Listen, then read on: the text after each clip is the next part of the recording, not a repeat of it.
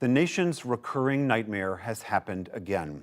Texas state officials say a gunman killed 18 children and at least 2 adults, including one teacher, at an elementary school today.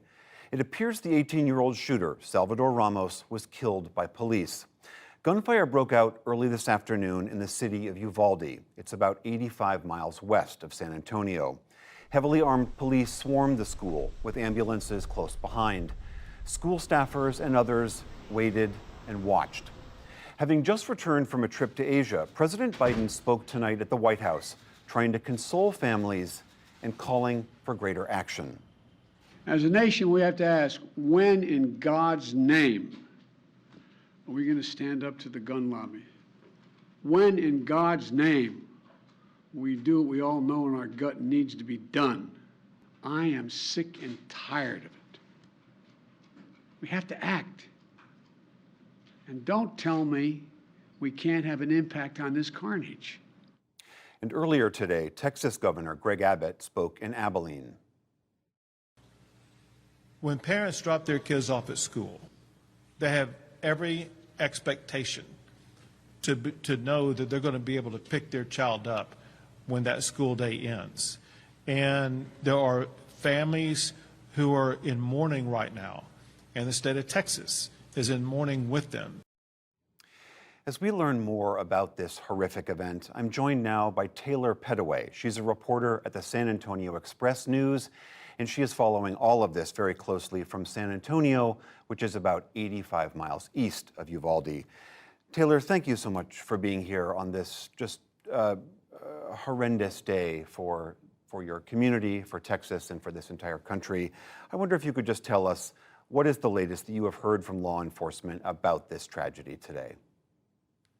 So right now, the latest that we're hearing is, unfortunately, the death toll has continued to climb ever since, the initial reports that we've gotten so far. Like you said, we have 18 children dead, 2, possibly 3 adults who have also perished in this. And, just a community, a state, and a country right now that's just in utter disbelief and heartbreak.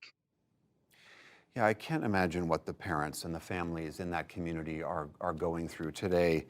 We are talking about a massacre at an elementary school. So these are ostensibly children who are 8, 9, perhaps 10 years old. Is that correct? Have officials said anything more about the children themselves? That is correct. So Rob's Elementary School is second, third, and fourth graders. So very young children. We know that some of the victims, are as young as 10 years old, and it's just absolutely incredible in the worst way to, have to witness something like this and just watch as these parents and students and teachers have to deal with something like this. We understand that the shooter himself was not a stranger to this community. He was from the local area. Have we learned anything else about why, if there is any real reason why, he visited this horror on this particular school today? Unfortunately, we don't. Police haven't released any sort of motive, if they even have one, unfortunately, in situations like this, especially with the shooter who is now deceased. There's a great possibility that this is a question that we never get answered. We hope that one day that we'll know why this heinous act was committed, but we might not ever know. Can you tell us a little bit more for people who are not familiar with Uvalde? What kind of a community is this? Who are these families that are going through this unspeakable moment? Yeah, so Uvalde is it's a small town in Texas, about 16,000 people.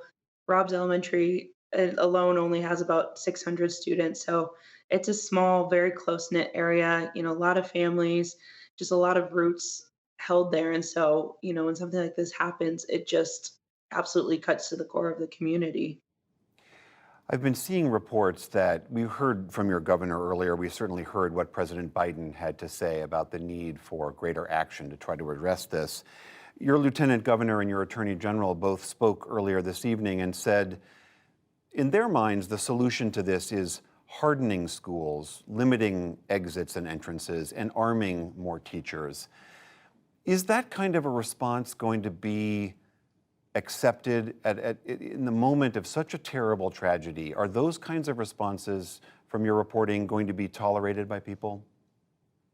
It's really hard to say. I mean, I think as we've seen on multiple occasions with mass school shootings and just shootings in general in our country, often that's the very quick response right after a shooting. And I mean, here we still are. I think a lot of schools and things have already started to do those measures where they've limited entrances and exits, where they've made people coming in get visitors badges, where they're are metal detectors, things like that. Some counties in Texas are now arming their teachers. I mean, it gets to a point where how many more measures can you take? I mean, what else is there left for us to do to try to protect, the citizens of our state and of our country? That is certainly a question we're going to keep asking for a long time. Taylor Pettaway from the San Antonio Express News, thank you so much for joining us. Of course. Thank you.